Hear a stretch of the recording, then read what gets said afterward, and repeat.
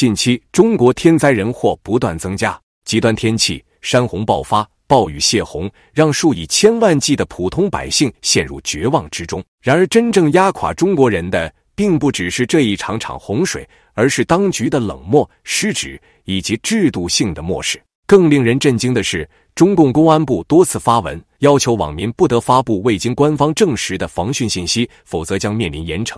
社交媒体上的真实画面不断被删除、限流，民众的呼救和自救信息无法传播。洪水冲毁家园，民众被触电致死，道路被泥石流袭击，真实伤亡情况被刻意淡化甚至掩盖。本期影片，我们要带大家走进中国多省洪灾的第一现场，看看这场百年不遇的大洪水究竟如何将大半个中国推向水深火热之中。2025年夏天，中国大陆迎来一场罕见的百年特大洪水，暴雨接连数日，无情地冲刷着大地，从南到北，从东到西，洪水吞没城市、乡村、农田，河流失控，水位暴涨，街道成河，房屋倒塌，车辆漂浮如浮木。洪水像无形的巨手，将民众赖以生存的一切卷入深渊。民众惊慌逃生，哭喊声此起彼伏，整个灾区弥漫着恐惧与绝望。哎呦，都桥断了喽，你们喽！哎呦，咋个！你看，跑往那个挖机上那里都没赶快要人嘞。你看，哇，哎呦，哇！可最令人震惊的是政府的迟缓和无力。水库泄洪毫无预警，官方通报数字与真实灾情天差地别。北京、广东、四川、陕西，大半个中国仿佛同时陷入水的洪流之中。从南方开始，广东省遭遇破纪录降雨，深圳、汕尾、揭阳、广州、肇庆等地城市被淹，街道浑水滔滔，居民家园化作泽国。东莞黄江一楼被淹滿，街道成河流。好大水啊！你睇停水咁耐啦，停水幾個鐘頭，啲水都未去得齊。家門口嘅啊，就浸到廚房嘅嚟啦。頭天啦，好在退水咧，咪有頭天咁大水咧，還有10公分就浸到廚房咧，嚇死我咧！嘅頭天自然開車到門口幾個誒，開落個低後田個低咧，你睇咯，開落個低浸到架車嘅低啦，點咪開得過去個半地開啊？你睇嘛，浸到門口幾分嚟個低啊！肇慶鼎湖山的洪水更為兇猛，酒店大廳、商鋪、居民樓全部被洪水吞沒，家門口就能看見海哦。當之無愧的水城威尼斯也是給我住上了。民眾目擊洪水瞬間沖走保安人員、汽車，甚至有人因觸電喪命。死咗一個喺嗰度，死咗個人，電死個人，拖咗埋到嗰度，仲有去救。水位暴漲的幾分鐘裡，整座城市陷入混亂。好慘啊！而家鼎湖山崩咗，沖啲水落嚟，我哋成個檔口冇晒啦，啲嘢飄走晒啦。而家浸到上嚟2樓啦，我哋，而且係咪上面鼎湖山崩咗啊？沖啲水上嚟，我哋而家浸咗1樓啦，點搞啊？成個檔口啲嘢都冇晒啦，沖走晒啦。見到好多人啊，衝落嚟啊！哎呀，嗱有1個人啊！中國氣象愛好者表示，廣東這幾天再次成為中國暴雨中心，尤其是粵東沿海，似乎把5、6月虧欠的龍舟水全部挪到現在猛下了。廣東網民還表示，這雨真是沒完沒了啊！昨晚下了一夜，下到現在還沒有停，這打雷暴雨的，我請問東莞是要世界末日了嗎？網友發視頻表示，整個東莞都被水淹了，1樓都淹滿了。暴雨來襲，一覺醒來天塌了，東莞好多個鎮幾乎可以直接乘船了。離岸安穩的一片汪洋啊，好大的水。不會誰有過哪個？哦，這就是東莞塘下哦，剛才那個人開進去被淹住了，好多人跳進裡面把他救出來了，漲洪水了，你看。這下完蛋了，本田雅閣的這線路都燒了，這部50宏光也完蛋了，也發動機進水了，上市長城又沒買全險，他媽的這下汪洋大海，又不見幾10萬。東莞的網民表示，我的家被洪水淹了，大量車輛泡水了，人也泡水了，水庫泄洪了，河水上漲了，水位齊腰了，街道成河流了，民眾只能在齊腰深的洪水中出行。這樣的場景看得讓人感到心酸。當地居民表示，這是東莞有史以來最大暴雨，整個東莞淹了。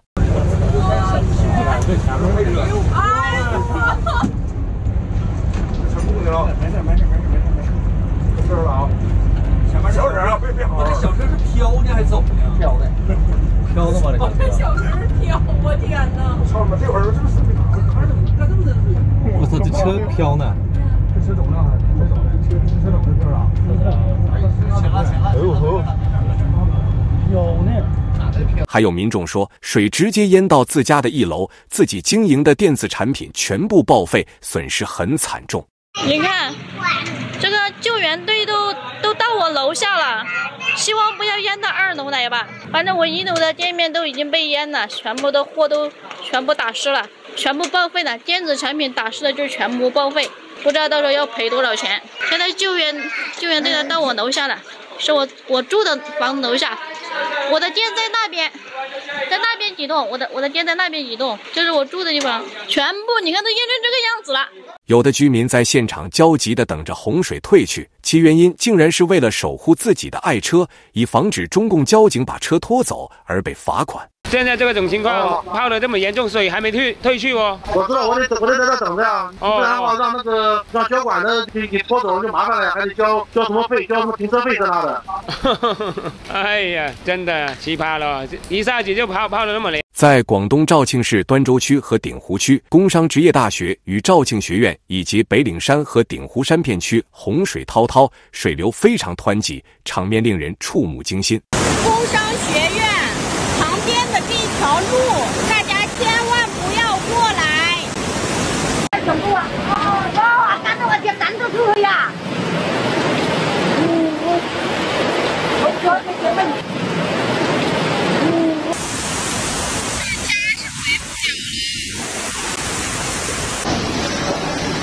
浸到上2樓啦，全部浸晒啊！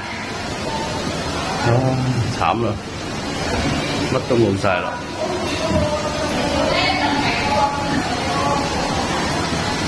江叔，快啲入嚟，快啲入嚟！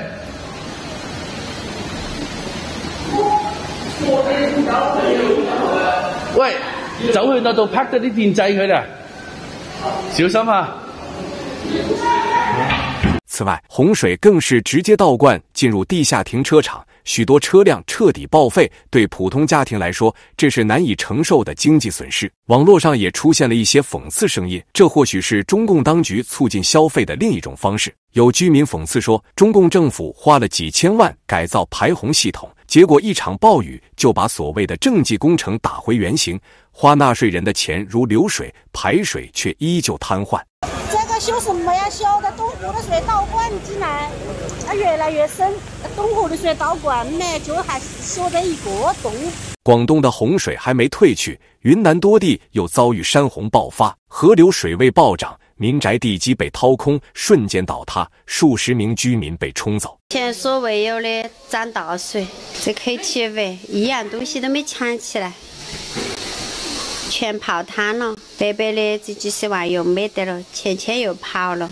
曼川古镇、福宝古镇街道被洪水围困，房屋淹没，居民爬上屋顶呼救，手机信号中断，求助无门。洪水退去后，水灾现场一片狼藉，民众失去了唯一的生计。全部的货没有拿出去，政府他们一通知我们，然后货物就没有带走。好凶的那个水，来的很快，1小时就满了，带宽，你说我们就还完，都成这样子了。一个晚上全部烂完了，我们损失了好多钱。光我们的水果就是90万，我们的80多万是有的。要走得快的话，我们的人财两空，我跟你说，全部没有用了。福建沿海多地降雨超警戒，河流漫低，多条村庄被洪水淹没，居民躲上高处，有人抓住树枝，屋顶艰难自救，但数十户家庭仍失联。去世了，2、4公里其实受惊的人没找到的人多得很，失望灭亡的很。小康那个村庄14户人家受救了，死了41个人都没保住。马坡那边最严重的是马连村组，特别危险，几个人有好几个人去世。与此同时，华北地区也未能幸免。北京密云、怀柔、延庆首当其冲，但比暴雨更可怕的是毫无预警的泄洪。这泄洪量还是挺大，我们村现在还没有通知可以回家，水库封路了，很多房子进了好多的黄泥汤子，有的房子都没底儿了，都完全泡在水下面，有的庄稼睡家了。水库在半夜开启闸门，洪水如猛兽奔涌而下，居民仅凭临时的救生衣进行逃生。以下给大家分享一段受灾民众当时进行自救的影像。水开始涨了，赶紧去卫生间拿救生衣。再踩在椅子上，再踩椅子。现在在密云，然后我的水到大腿了，睡着睡着开始涨水了。没有了，高。我操，它雨还在下，现在不行，它爬住了你。哇，水位还在涨，我们游泳吧，我游吧，你会吗？我会，龙哥呢？我不会。那赶紧先找浮力桶吧。你快说，那就先更水开始涨了。有没有救生衣？救生圈？赶紧去卫生间拿那个救生衣，然后到这个餐厅后门这儿了。你去找那公共卫生间那个上访点入口啊，是115吗？锁着的门。姐夫找到了吗？啊，我看，这得啥没有啊？这跑出来一个是吧？来上。上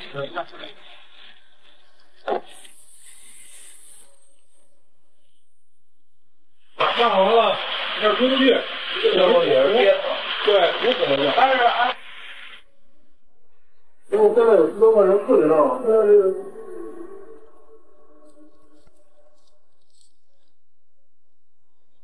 别摸，对，把这东西行，没有到这儿。纪念一下啊！7月28号7点19，现在水到我们膝盖，站到桌子上的膝盖，慢点踩。哎，这就行了。然后，这样说走不了这儿。他也不敢往那儿去，往那儿去给他一开了。对吧？应该大概3米。3米吗？啊，3米。我们底下肯定3米都不止啊。这放这儿。北京密云洪灾亲历者口述：洪水袭来的那一刻，几分钟就到腰身了。就是那天发完水，庄园就整个一泡在水里边了。我们那个就是一层平房，3米左右吧，到房顶了，3天水才退下去。但是基本现在家家户户都有1米多深的淤泥，这也就是泄洪造成的。单纯下大雨没出现过这种情况。再回家就往家河里边，小轿车了、农用车了、什么机械了都给冲跑了，全在河里淹着呢。我们这儿那个村民呀，有的在那个河边住，有的在山半腰住，100里地全是有村儿。我们几个小村赶着一个大队，最起码得有几百户，就在河边的全部被冲。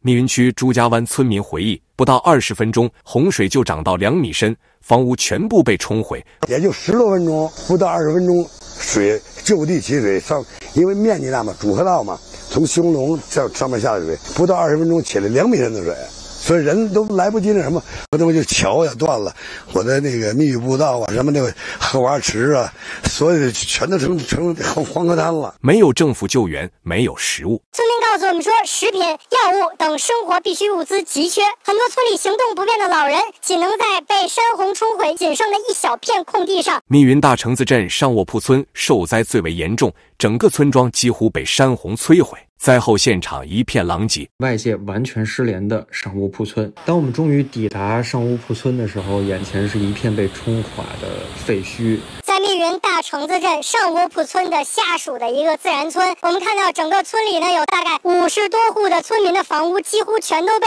倾泻的山洪冲毁，随处可见山洪倾泻而下带来的沙石、倾倒的电线杆以及被山洪冲毁的房梁。目前村子里呢是断水断电，信号完全中断。看看院子没有了，啥都没有了，唯一剩一辆电动车，在这儿呢。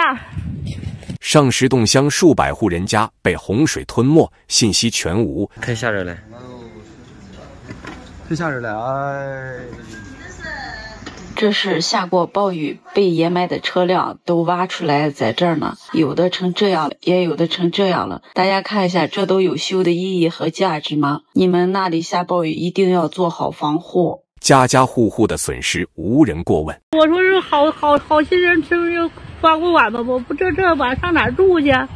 这都是在这流浪的呢，也不能吃，没电了，啥也没有。里边都进这么多深，你们都没跑出这胡同。对，相当凶猛，几分钟时间你就出不去了啊！你们头天晚上就都走了。要在这儿就完了都。你们这边是白天来的水是吧？早晨6点半左右。6点多钟。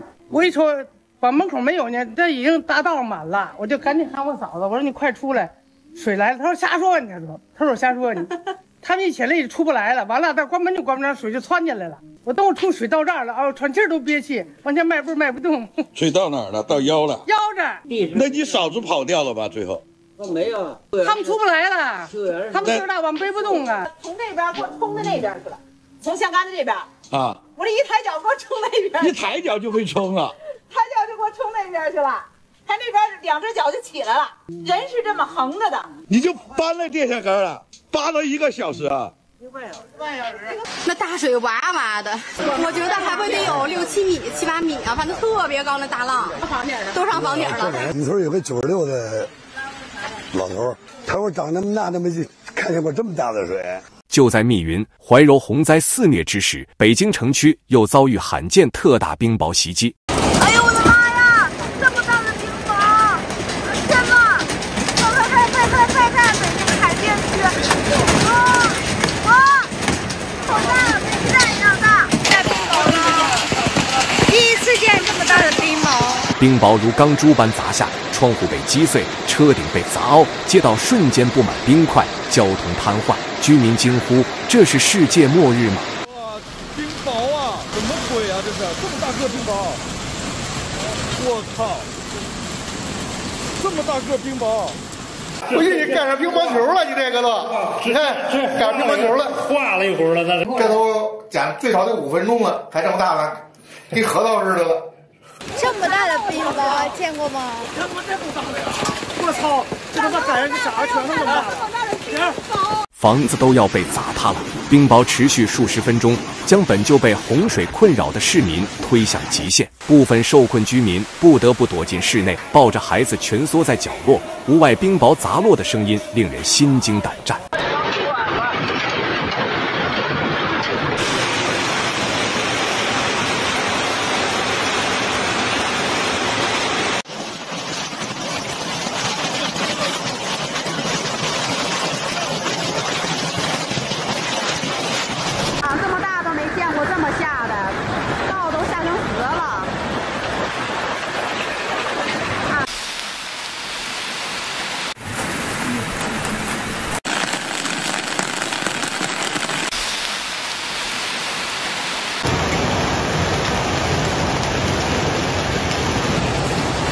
民众拍摄的视频显示，冰雹混杂着雨水，像冰冷的刀刃般击打街道、车辆、屋顶，多条道路被冰块阻塞，车辆受损严重，行人无法前行。尽管官方通报称情况可控，但现场目击者表示，救援力量远远不足，消防、应急人员迟迟无法抵达灾区。这场冰雹与洪水叠加的极端天气，使北京民众几乎无处可逃。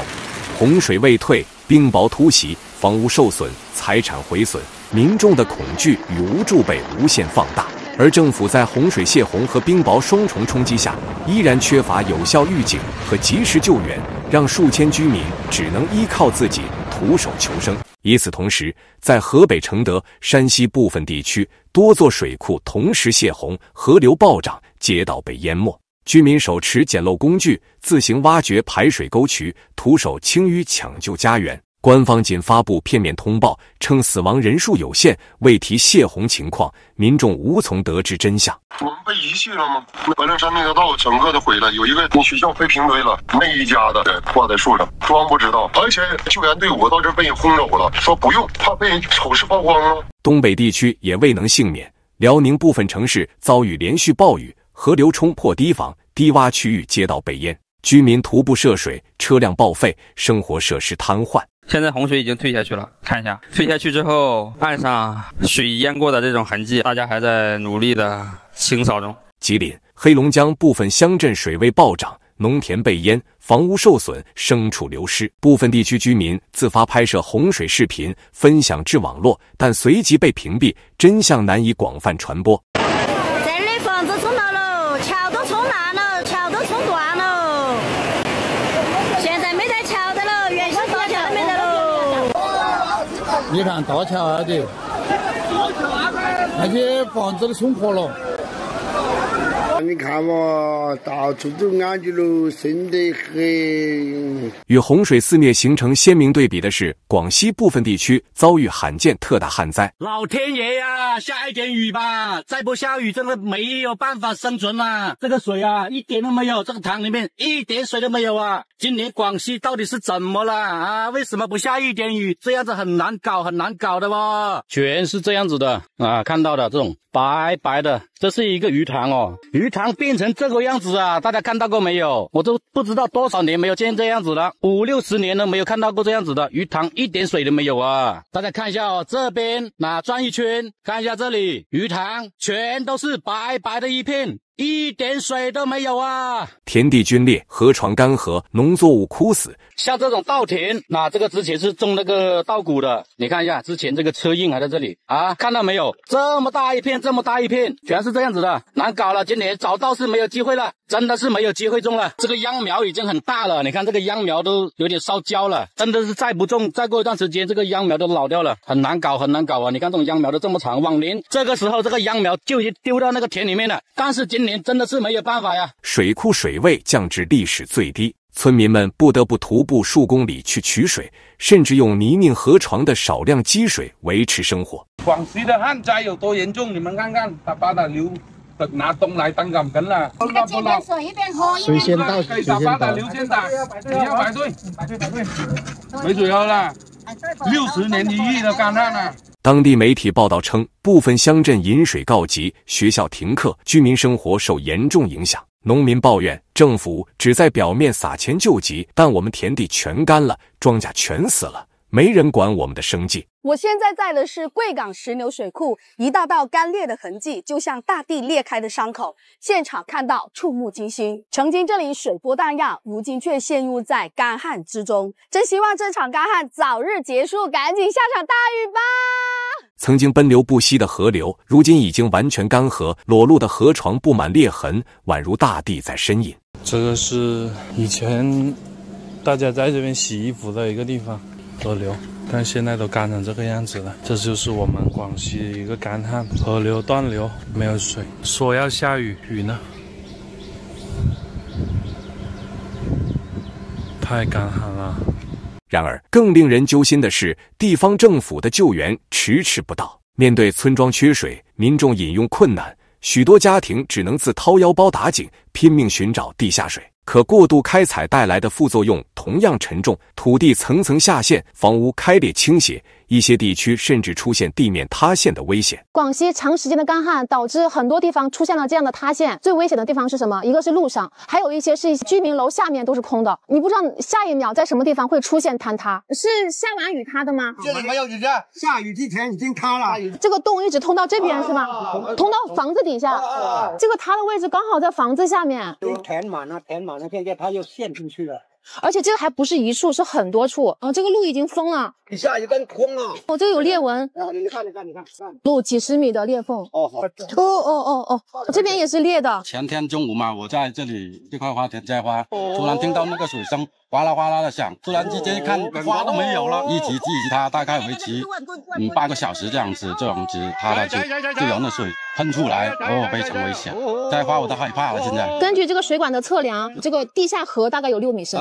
这两个坑之间大概只相隔了5米左右，任何地方都有可能随时会发生坍塌。咱们村有这种情况，其他村有吗？其他村一样这样的。我们村是衡州市大河村委高阳村，连续3个坑都塌陷了，刚刚填好。像这种地陷在我们高阳村的话，大概起码有30-40个。63年有曾经出现过天大旱，也没有现在这个旱情这么严重。他们还是要坚持在上面摘茉莉花，因为这个茉莉花是他们的生活，哪怕面临着这些未可知的危险，但是还是要走上去，非常的无力。这里面这个坑还是很大的，还能看到水，底下是个水渠，中间是通的，路过这个大哥家里，在他们家门口塌了。现在所有整个水渠路过的地方都有可能会塌陷，对吧？他们的房子已经出现了裂纹了，从这边已经延伸到这个位置了，院子里面到到处都是这样的裂缝，这边也是，这个水渠也是通到刚才那个位置啊，这个壁岩上也是开裂的，这个位置也是裂开的。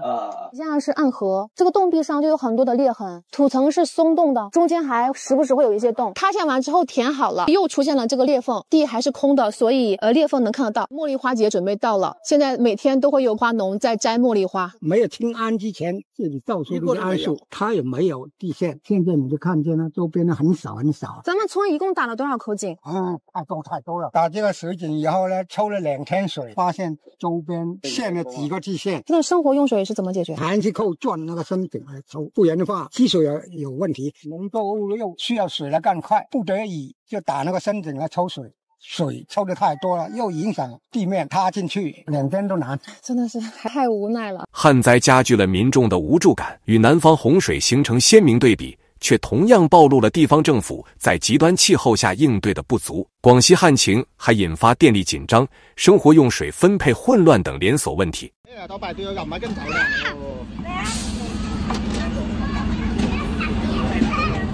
排隊，沒有水，排隊就拿水回去。